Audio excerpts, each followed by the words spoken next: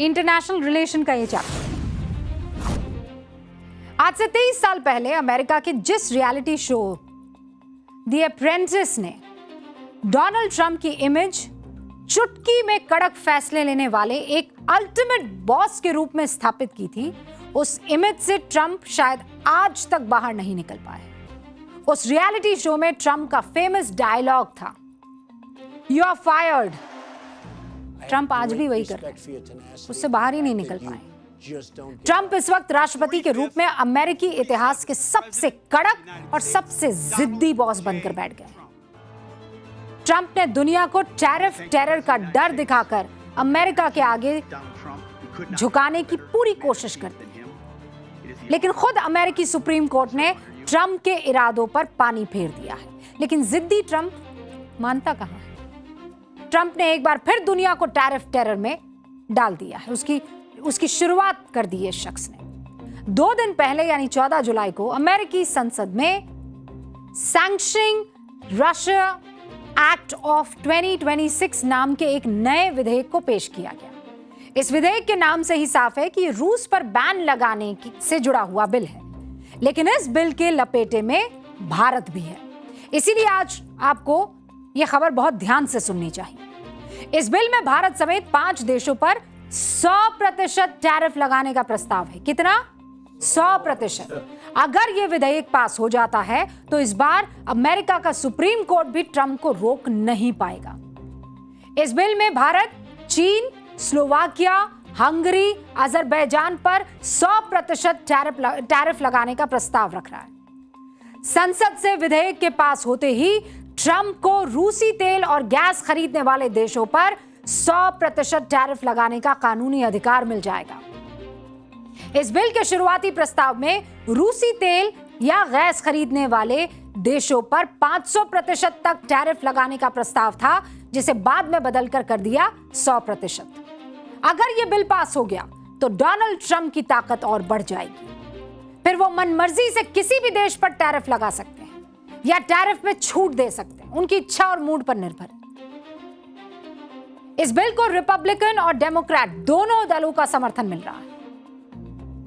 Trump इस बार पुख्ता कानूनी तैयारी के साथ टैरिफ के मैदान में उतरने वाले हैं, क्योंकि पिछली बार फरवरी में अमेरिकी सुप्रीम कोर्ट ने ट्रंप के 50% टैरिफ वाले फैसले को अवैध, असंवैधानिक बताकर खारिज कर दिया था और यह कहा था कि अमेरिका के संविधान के मुताबिक टैक्स या टैरिफ लगाने की असली शक्ति सिर्फ अमेरिकी कांग्रेस के पास है, यानी कि संसद के पास है। अमेरिकी सुप्रीम कोर्ट ने ट्रंप सरकार को वसूले गए जो एक्स्ट्रा टैरिफ था उसे लौटाने का भी आदेश दे दिया था। फिर बाद में अमेरिकी सरकार को अब तक 81 अरब डॉलर से ज्यादा का रिफंड करना पड़ा है। इस कानूनी हार और जगहसाई के बाद अगर ट्रंप प्रशासन सीधे अपने दम पर दोबारा ऐसा कोई बड़ा टैरिफ लगाता तो अदालतें क्या करती? फौरन उसे खारिज कर देती। और इसीलिए दुनिया का बॉस बनने की सनक में चूर ट्रंप नया कानून लेकर आ रहे हैं। ट्रंप प्रशासन के इस बिल को अमेरिका की विपक्षी डेमोक्रेटिक पार्टी पूरा सपोर्ट कर रही है, क्योंकि यह बिल तेल और गैस से रूस को हो रही कमाई पर रोक लगाने वाला बिल है। और इसीलिए अमेरिका में सत्ता पक्ष और विपक्ष दोनों एकजुट है। जब अमेरिका की बात आती है ना, तो ये लोग सब एक हो जाते हैं, फिर कोई इफ बट नहीं होता। यहां कोई भी देश के विरोध में नहीं जाता या देश हित के विरोध में नहीं जाता। एक बात तो आप देखिए कि भारत में विपक्ष क्या कर रहा है। अमेरिका के इस डबल स्टैंडर्ड बिल के खिलाफ सरकार का साथ देने की बजाय कांग्रेस मोदी सरकार को घेरने में जुटी हुई है। कांग्रेस पूछ रही है, आखिर भारत की नीतियां कौन तय कर रहा है? Question mark. अमेरिका लगातार भारत को निशाना बना रहा है, लेकिन मोदी जी तो पूरी तरह से सरेंडर कर चुके हैं। कोई बड़ी बात होगी जिसके लिए ब्लैकमेल किया जा रहा है, ऐसी बातें कही जा रही हैं। चले थे विश्व गुरु बनने, ऐसी बातें कही जा रही हैं। कांग्रेस की ये बात आपके गले नहीं उतर रही होगी, किसी भी शख्स के गले नहीं उतरी, क्योंकि जब विश्व गुरु बनने की बात होती है ना, तो हम भारत की बात करते हैं, किसी एक शख्स की बात नहीं करते, किसी एक प्रधानमंत्री की बात नहीं होती, किसी एक पार्टी की बात नहीं होती है, देश की बात होती है। तो क्या कांग्रेस अपने ही देश का मजाक उड़ा रही है? पीएम मोदी की मुखालिफत में कांग्रेस विरोध के जिस निम्न स्तर पर पहुंच गई है, उसके बारे में तो बताने की जरूरत पड़ती ही नहीं है। वहां पर वो दोनों एक साथ हैं कि अमेरिका को रशिया के खिलाफ खड़े होना है तो 100% टैरिफ, चलो हम भी साथ हैं। और यहां देखिए, कब पिछली बार ये दोनों साथ दिखे थे आपको? कांग्रेस साथ दिखी थी सरकार। टैरिफ के मामले में अमेरिका का डबल स्टैंडर्ड आप देखिए। इस बिल के जरिए ट्रंप एक तीर से दो शिकार करना चाहते हैं। पहला, वो रूस की कमाई रोक सकते हैं। पहला तो यही शिकार, ताकि फंड की कमी हो जाए रशिया को, और फिर यूक्रेन का जो युद्ध है, जो लड़ रहा है रूस, उससे पीछे हटने को रूस मजबूर हो जाए। इस बिल के जरिए ट्रंप का जो दूसरा निशाना है वो है ब्रिक्स। इस संगठन में भारत है, रूस है, चीन है, ब्राजील है, साउथ अफ्रीका है। ये पांचों देश अपनी अपनी करेंसी में ज्यादातर व्यापार करते हैं और चाहते हैं कि डी डॉलराइजेशन हो जाए। इसीलिए ब्रिक्स जो है अमेरिका को पसंद नहीं आता है, उसकी आंखों की किरकिरी बना हुआ है, क्योंकि अमेरिका अपने डॉलर डिप्लोमेसी इसमें नहीं लगा पा रहा है। इस बिल के जरिए ट्रंप दुनिया के 3 ताकतवर एशियाई देशों को परेशान करना चाहता है, जबकि दूसरी तरफ इस बिल में ट्रंप सरकार उन 15 यूरोपीय देश को 100% टैरिफ से छूट देने का प्रस्ताव रख रही है जो रूस से गैस खरीदते हैं। अमेरिका ने जापान, फ्रांस, बेल्जियम, हंगरी जैसे देशों को प्रमुख रूप से टैरिफ टेरर से बाहर रखा है। ये सारे वो मुल्क हैं, कौन कौन से? Japan, France, Belgium, Hungary. इन पर कोई टैरिफ नहीं है, ये रशिया से तेल खरीद सकते हैं। कुल मिलाकर 15 यूरोपीय देशों और अमेरिका के सहयोगी देशों को 100% टैरिफ के दायरे से बाहर रख दिया गया है।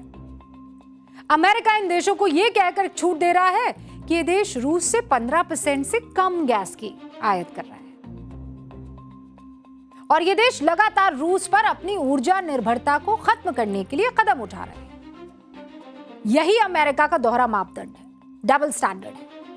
एक्सपर्ट कह रहे हैं अमेरिका को उसकी ये चाल उल्टी पड़ेगी।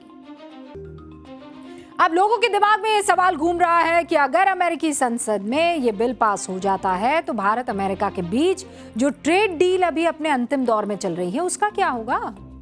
क्योंकि दोनों देश अभी भी इसी मुद्दे पर माथापच्ची कर रहे हैं, किस प्रोडक्ट पर कितना टैरिफ लगाया जाए। दोनों देश बिना किसी ग्लोबल कंपटीशन के अपना सामान कैसे बेच सकते हैं। लेकिन अगर बिल पास हो जाता है, ट्रंप भारत पर 100% टैरिफ लगाने का फैसला लेता है, तो अमेरिका के साथ भारत की डील खटाई में पड़ेगी। क्लियर बात। इस नए बिल में राष्ट्रपति ट्रंप को यह ताकत दी गई है कि वो जिस भी देश को चाहे उस देश को चुनकर उस पर 100% का टैरिफ लगा सकते हैं, छूट दे सकते हैं, कम कर सकते हैं, बढ़ा सकते हैं। इसीलिए सवाल उठता है कि क्या जिस तरह अमेरिका मिसाइल की नोक पर ईरान से डील करना चाहता है, उसी तरह वो भारत को भी 100% टैरिफ का डर दिखाकर भारत के साथ मनचाही डील करने का दबाव बनाना चाहता है। और ट्रंप ये बात नहीं जानते, he is a tough task master. क्या ट्रंप ये बात खुद नहीं कह चुके हैं कि वो बहुत टफ नेगोशिएटर है? पीएम मोदी बहुत टफ नेगोशिएटर है। जब पीएम मोदी और ट्रंप इस डील को फाइनल करने के लिए आखिरी राउंड में टेबल पर बैठेंगे, तब भारत के पास इस बात की गुंजाइश होगी कि वो ट्रंप पर प्रेशर डालकर एक फेयर डील को लॉक करें, क्योंकि तब अमेरिकी कानून के मुताबिक ट्रंप के पास टैरिफ की दर बढ़ाने और घटाने की पावर होगी अगर वो विधेयक पास हो जाता है। तो हम भी देखें ये भाई साहब कहां किस मूड में कैसे पाए जाते हैं। वैसे पाठशाला में अब बिना बिजली, बिना डीजल, बिना प्रदूषण फैलाए चलने वाली नई ट्रेन का चैप्टर आपके सामने रख रही है। यात्रीगण कृपया ध्यान दें, देश की पहली हाइड्रोजन ट्रेन आ गई है, और यह सिर्फ एक खबर नहीं है बल्कि देश के हर भारतीयों को गर्व का एहसास करवाने वाला पल है। ध्यान से सुनिएगा, भारत की रेल अब सिर्फ पटरी पर ही नहीं बल्कि इतिहास पर भी और इतिहास के पन्नों पर भी दौड़ती हुई नजर आएगी। कभी कोयले के काले धुएं से शुरू हुई भारतीय रेल की यात्रा आज ग्रीन एनर्जी और नई तकनीक के दौर में आ गई है। आपको याद होगा कुछ साल पहले पीएम मोदी ने ग्लासगो में जब COP26 हुआ था, उसके मंच से पूरी दुनिया से यह वादा किया था कि भारत जलवायु परिवर्तन की चुनौती से निपटने में अपनी अहम जिम्मेदारी निभाएगा। ये ट्रेन आपको पता है उसी संकल्प की एक झलक है। कल 17 जुलाई को पीएम मोदी हरियाणा के जींद से भारत की पहली हाइड्रोजन ट्रेन को हरी झंडी दिखाकर सोनीपत के लिए रवाना कर देंगे। अब आप ये जानना चाहेंगे कि इसमें खास क्या है ना? Yes ma'am. इस ट्रेन को नमो ग्रीन रेल का नाम दिया गया है। ठीक है, ये भारतीय रेल की हाइड्रोजन फॉर हेरिटेज पहल का हिस्सा है। इस योजना के तहत 35 हाइड्रोजन ट्रेन चलाने की और तैयारी चल रही है। इस ट्रेन का मकसद क्या है? वो जो हमारे ग्रामीण इलाके हैं ना, उन ग्रामीण इलाकों में चल रहे पुराने डीजल इंजन्स को बदल देना। भारत में अभी भी करीब 3000 डीजल इंजन हैं और 13000 इलेक्ट्रिक इंजन मौजूद हैं, जो प्रदूषण का एक बड़ा कारण है। अब उसको भी तो कम करना है। आप में से बहुत से लोगों के मन में यह भी सवाल आ रहा होगा कि इलेक्ट्रिक ट्रेन से तो प्रदूषण नहीं होता है। बात भी सही है, लेकिन यह भी सोचिए कि इस इलेक्ट्रिक ट्रेन को चलाने के लिए जो बिजली बनाई जाती है उसमें 70 से 75% कोयले का इस्तेमाल होता है, जो प्रदूषण फैलाने का बड़ा कारण है। लेकिन इस हाइड्रोजन ट्रेन की सबसे बड़ी खासियत यह है कि इसमें कोई धुआं नहीं निकलेगा, कोई कार्बन डाइऑक्साइड या प्रदूषण नहीं निकलता। इसमें से सिर्फ पानी की भाप निकलती है। छुक छुक वाली ट्रेन याद आई? पानी की भाप निकलती है, उसमें तो धुआं निकलता था, और इसमें से पानी की भाप और गर्मी निकलती है। इस हैरान करने वाली तकनीक से पहले आपको इसकी कुछ खासियत बताती हूं। यह ट्रेन पूरी तरह से भारत में तैयार की गई है।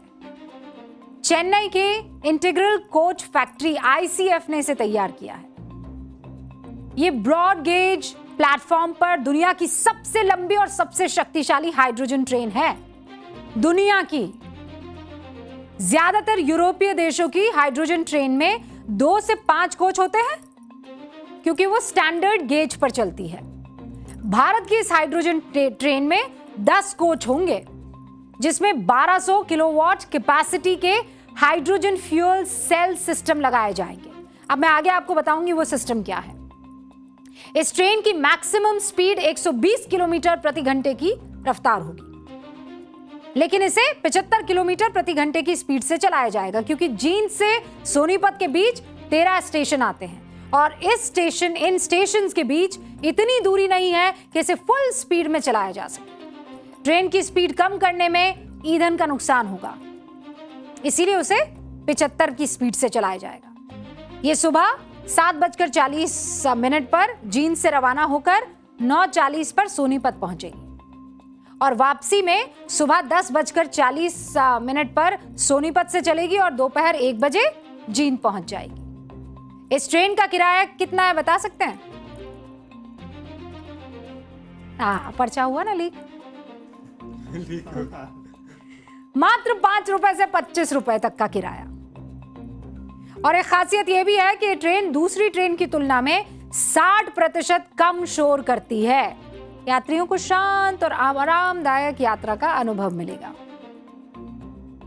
हाइड्रोजन ट्रेन चलते फिरते पावर हाउस यानी बिजली घर की तरह होती है, क्योंकि ये अपनी बिजली खुद बनाती है। इसके लिए बिजली के खंभे और वायर्स की जरूरत नहीं पड़ती है। इस ट्रेन में आगे और पीछे 2 इंजन लगाए जाते हैं।